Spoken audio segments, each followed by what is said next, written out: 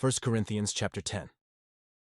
For I do not want you to be ignorant of the fact, brothers and sisters, that our ancestors were all under the cloud, and that they all passed through the sea. They were all baptized into Moses, in the cloud and in the sea. They all ate the same spiritual food and drank the same spiritual drink.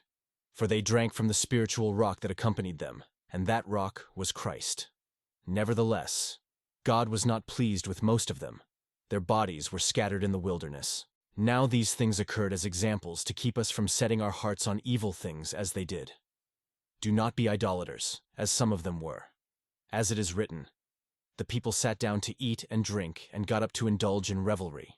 We should not commit sexual immorality, as some of them did, and in one day 23,000 of them died. We should not test Christ, as some of them did, and were killed by snakes.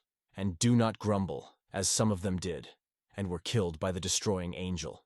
These things happened to them as examples and were written down as warnings for us, on whom the culmination of the ages has come. So, if you think you are standing firm, be careful that you don't fall. No temptation has overtaken you except what is common to mankind, and God is faithful. He will not let you be tempted beyond what you can bear. But when you are tempted, He will also provide a way out so that you can endure it. Therefore, my dear friends, flee from idolatry. I speak to sensible people. Judge for yourselves what I say. Is not the cup of thanksgiving for which we give thanks a participation in the blood of Christ? And is not the bread that we break a participation in the body of Christ? Because there is one loaf. We, who are many, are one body, for we all share the one loaf. Consider the people of Israel. Do not those who eat the sacrifices participate in the altar? Do I mean then that food sacrificed to an idol is anything, or that an idol is anything? No, but the sacrifices of pagans are offered to demons, not to God. And I do not want you to be participants with demons. You cannot drink the cup of the Lord and the cup of demons too.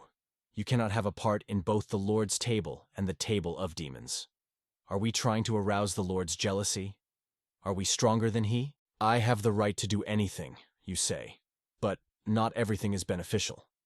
I have the right to do anything, but not everything is constructive. No one should seek their own good, but the good of others. Eat anything sold in the meat market without raising questions of conscience, for the earth is the Lord's, and everything in it. If an unbeliever invites you to a meal and you want to go, eat whatever is put before you without raising questions of conscience.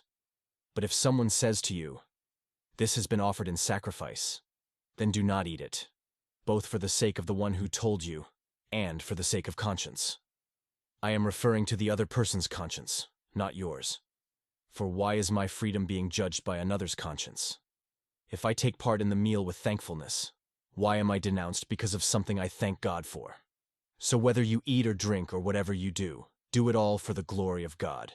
Do not cause anyone to stumble, whether Jews, Greeks, or the church of God, even as I try to please everyone in every way. For I am not seeking my own good but the good of many, so that they may be saved.